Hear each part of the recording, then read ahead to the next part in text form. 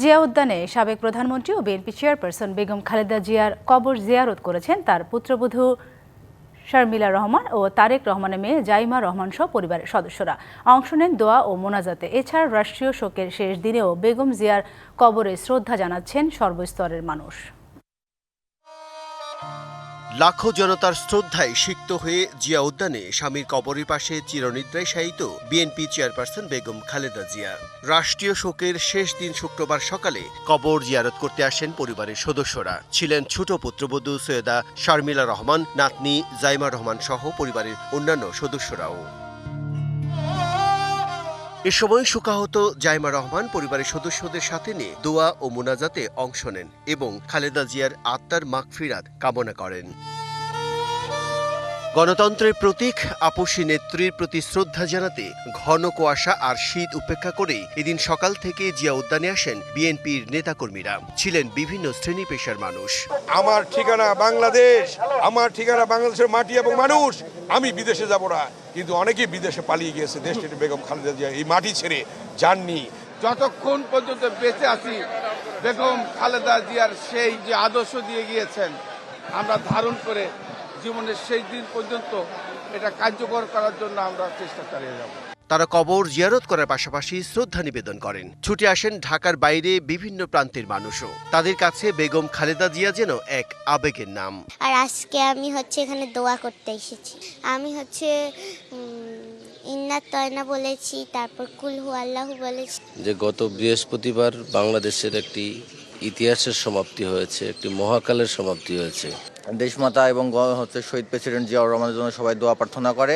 তারা বলছেন বেগম জিয়া দেশের মানুষের কথা চিন্তা করেছেন, গণতন্ত্র প্রতিষ্ঠায় ছিলেন নিবেদিত। বিজয় কুমার দাস, ডিবিসি নিউজ, ঢাকা। বেগম খালেদা জিয়ার আত্মার মাগফিরাত কামনায় জুমার নামাজের পর মসজিদে মসজিদে বিশেষ দোয়া হয়েছে। এছাড়াও 3 দিনের রাষ্ট্রীয় শোকের শেষ দিনে তীব্র শীত উপেক্ষা করে দেশের বিভিন্ন প্রান্ত থেকে দলের কেন্দ্রীয় কার্যালয়ে শোক বইয়ে স্বাক্ষর করেছেন অনেকেই। লিখেছেন তাদের প্রিয় নেত্রীকে নিয়ে। এদিন দলের পক্ষ থেকে বেগম খালেদা জিয়ার বিদেহী আত্মার শান্তি কামনা সারা দেশে আয়োজন করা হয় দোয়া মাহফিলের।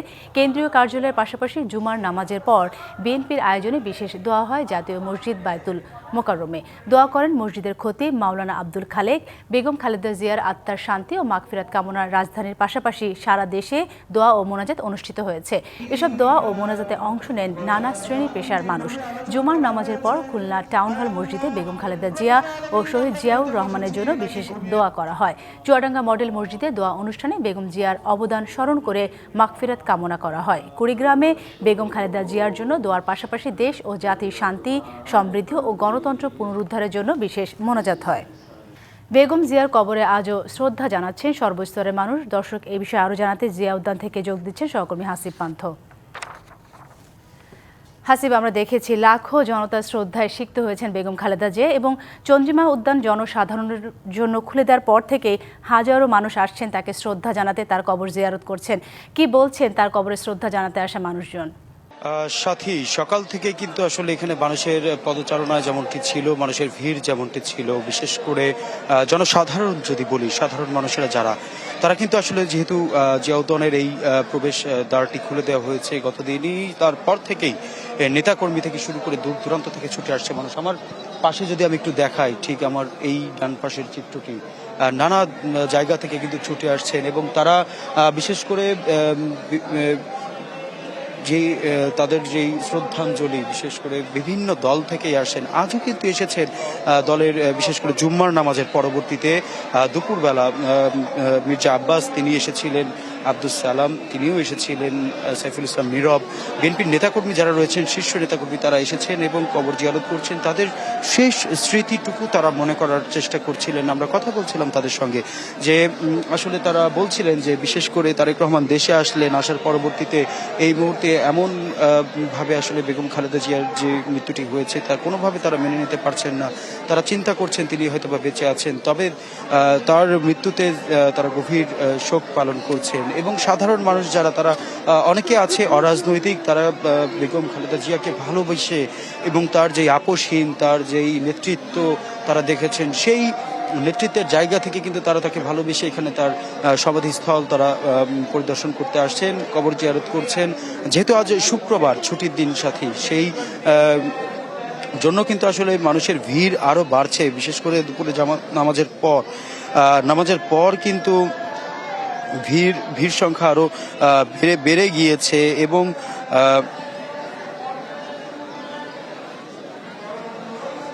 ভিড় কিন্তু আরও বেড়ে গিয়েছে।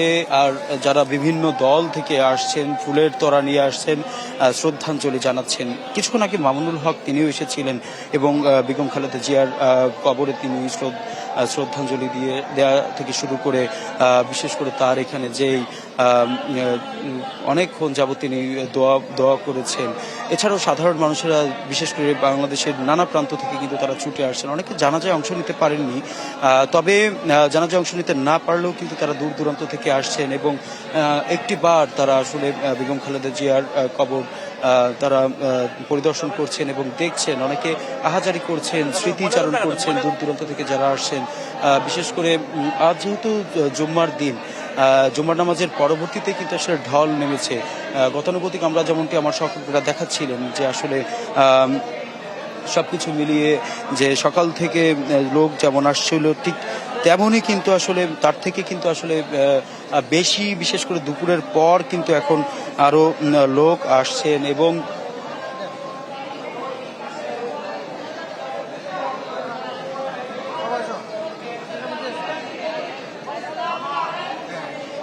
বিশেষ করে জুম্মার নামাজের পরবর্তীতে দূর দূরান্ত থেকে মানুষ আসছেন, তারা দোয়া করছেন বেগম খালেদা জিয়ার জন্য। যদি একটু যুক্ত করি, আসলে বেগম খালেদা জিয়া আপসহীন এই মানুষটি কিন্তু গত মাস হাসিব, অসংখ্য ধন্যবাদ আপনাকে যুক্ত হওয়ার জন্য। শান্তিপূর্ণ ও স্থিতিশীল বাংলাদেশ দেখতে চায় বিএনপি। বেগম খালেদা জিয়া দর্শনকে ধারণ করে এগিয়ে যাবে দেশ, এসব কথা বলেছেন দলটির স্থায়ী কমিটির সদস্য আমির খসরু মাহমুদ চৌধুরী। সকালে চট্টগ্রামে প্যারেড মাঠে বৌদ্ধদের সর্বোচ্চ ধর্মীয় গুরু সংঘরাজ ডক্টর জ্ঞানশ্রী মহেশস্থবির স্মৃতিচারণ অনুষ্ঠানে অংশ নেন তিনি। দেশনেত্রী বেগম খালেদা জিয়া একটা কথা বলে গেছেন বিএনপির পক্ষ থেকে, বাংলাদেশ হবে রেইনবো নেশন। এই রেইনবো নেশনে সকলের ধর্ম থাকবে যার যার নিজের। এটাকে আমরা ধারণ করে স্থিতিশীল শান্তিপূর্ণ বাংলাদেশ দেখতে চাই। শেখ হাসিনা ও সাবেক স্বরাষ্ট্রমন্ত্রী আসাদুজ্জামান খান কামালকে বিচারের মুখোমুখি করা হবে, আবারও জানালেন প্রধান উপদেষ্টার প্রেস সচিব শফিকুল আলম। মাগুরার নতুন বাজারের নিতাই গৌর গোপাল সেবাশ্রমে সনাতন ধর্মাবলম্বীদের সঙ্গে সৌজন্য সাক্ষাৎ করে সাংবাদিকদের তিনি একথা বলেন। যারা আওয়ামী লীগের যারা গুম খুনে জড়িত ছিলেন, পালিয়ে আছেন, সবাইকেই বাংলাদেশে এনে তাদের বিচার করা হবে। একটা পার্টি যদি অস্ত্র হাতে তুলে নেয়, নিয়ে তার ছোট ছেলে মেয়ে ইয়াং স্টুডেন্টদেরকে খুন করে, তখন আসলে পৃথিবীতে কেউ তো তাকে আর ওই ডেমোক্রেটিক স্পেসটা দেয় না। ত্রয়োদশ জাতীয় সংসদ নির্বাচনে মনোনয়ন যাচাই বাছাইয়ের দ্বিতীয় দিন আজ বিভিন্ন জেলায় রিটার্নিং অফিসাররা প্রার্থীদের বৈধতা ও অবৈধতা যাচাই করছেন। বগুড়া 1 আসনে বিএনপির কাজী রফিকুল ইসলাম এবং আহসানুল তৈয়ব জাকিরের মনোনয়ন বৈধ ঘোষণা করা হয়েছে। এ সময় স্বতন্ত্র প্রার্থী সাবেক আওয়ামী লীগ নেত্রী লিপির প্রার্থিতা বাতিলের দাবিতে বিক্ষোভ করে বৈষম্য বিরোধী ছাত্র আন্দোলনের নেতাকর্মীরা। মুন্সিগঞ্জ 3 আসনে বিএনপি সহ 4 প্রার্থীর মনোনয়ন অবৈধ ঘোষণা করেছেন জেলা রিটার্নিং অফিসার। স্বতন্ত্র প্রার্থীর সমর্থককে মোবাইল ফোনে না পাওয়া, তথ্যে গরমিল, তথ্য গোপন সহ বিভিন্ন অভিযোগে মনোনয়ন বাতিল করা হয়। রংপুর 3 আসনে 3 প্রার্থীর মনোনয়ন বাতিল এবং 7 জনের প্রার্থিতা বৈধ ঘোষণা করেন রিটার্নিং কর্মকর্তা। এ সময় জাতীয় পার্টির চেয়ারম্যান জিএম কাদের, বিএনপি প্রার্থী শামসুজ্জামান শামু সহ 7 জনের মনোনয়ন বৈধ ঘোষণা করা হয়। রাজধানী মিরপুরে 3 শীর্ষ সন্ত্রাসীকে অস্ত্রসহ গ্রেপ্তার করেছে র্যাব। গোপন সংবাদের ভিত্তিতে রাতে পল্লবী এলাকায় অভিযান চালিয়ে র্যাব 4 এর একটি দল তাদের গ্রেপ্তার করে। দুপুর 12টার দিকে র্যাব 4 এর সদর দপ্তর সংবাদ সম্মেলনে সংস্থাটি জানায়, এসব সন্ত্রাসীরা মিরপুর এলাকায় নিয়মিত চাঁদাবাজি ও সন্ত্রাসী কর্মকাণ্ড করে। গ্রেপ্তার হলেন ফাইজুর রহমান মুক্তি ওরফে ডন মুক্তি, শরীক আহমেদ সুমন ওরফে হকি সুমন, মুস্তফা কামাল বাপ্পি ওরফে শুটার বাপ্পি। এরা সবাই 4 স্টার গ্রুপের সদস্য। নির্বাচনের আগে অস্থিতিশীল পরিস্থিতি তৈরির পরিকল্পনাও ছিল তাদের। ঘন কুয়াশার কারণে শাহজালাল আন্তর্জাতিক বিমানবন্দরে উড়োজাহাজ চলাচল ব্যাহত হচ্ছে। আজ 9টি ফ্লাইট নিরাপত্তার স্বার্থে পাঠানো হয় অন্য 3টি বিমানবন্দরে। এর মধ্যে 4টি ফ্লাইট চট্টগ্রাম, 4টি কলকাতা এবং 1টি ফ্লাইট ব্যাংককের বিমানবন্দরে ডাইভার্ট করা হয়। শাহজালাল বিমানবন্দর কর্তৃপক্ষ জানায়, আবহাওয়া স্বাভাবিক হলে সব ফ্লাইট অপারেশন পুনরায় স্বাভাবিকভাবে উড্ডয়ন এবং অবতরণ শুরু হয়। পৌষের মাঝামাঝি সময় সারা দেশে জেঁকে বসেছে শীত। আজ সর্বনিম্ন তাপমাত্রা রেকর্ড করা হয়েছে যশোরে 8 ডিগ্রি সেলসিয়াস। কনকনে ঠান্ডায় স্থবির হয়ে আছে জনজীবন। শৈত্যপ্রবাহের বিস্তৃতি কমে এলেও কুয়াশাচ্ছন্ন দেশের 2/3 এলাকা গেল 3 দিন ধরে বরিশাল ও খুলনা বিভাগে দাপট দেখাচ্ছে শীত। কনকনে ঠান্ডায় স্থবির জনজীবন। হিমেল বাতাসে উত্তরের জেলাগুলোতেও কনকনে ঠান্ডা। এই অঞ্চলের মধ্যে রাজশাহীতে সর্বনিম্ন তাপমাত্রা রেকর্ড করা হয় 8.2 ডিগ্রি সেলসিয়াস। শীতে বেশি বিপাকে খেটে খাওয়া ও ছিন্নমূল মানুষ। উষ্ণতা পেতে খড়কুটে আগুন জ্বালান অনেকেই। এদিকে ঘন কুয়াশার প্রভাব পড়েছে সড়ক ও নৌপথে। গেল রাতে ঢাকা মাও এক্সপ্রেসওয়েতে 5টি যানবাহনের সংঘর্ষে অন্তত 12 জন আহত হন। পাটুরিয়া, দৌলতদিয়া ও শরীয়তপুর চাঁদপুর নৌ রুটে বন্ধ হয়ে যায় ফেরি চলাচল। সংবাদ এই ছিল এখনকার মতো। ডিবিসি নিজের সংবাদগুলো পড়তে ভিজিট করুন dbcnews.tv এবং ভিজিট করুন ডিবিসির ফেসবুক পেজ এবং ইউটিউব চ্যানেল। ডিবিসির সঙ্গেই থাকুন।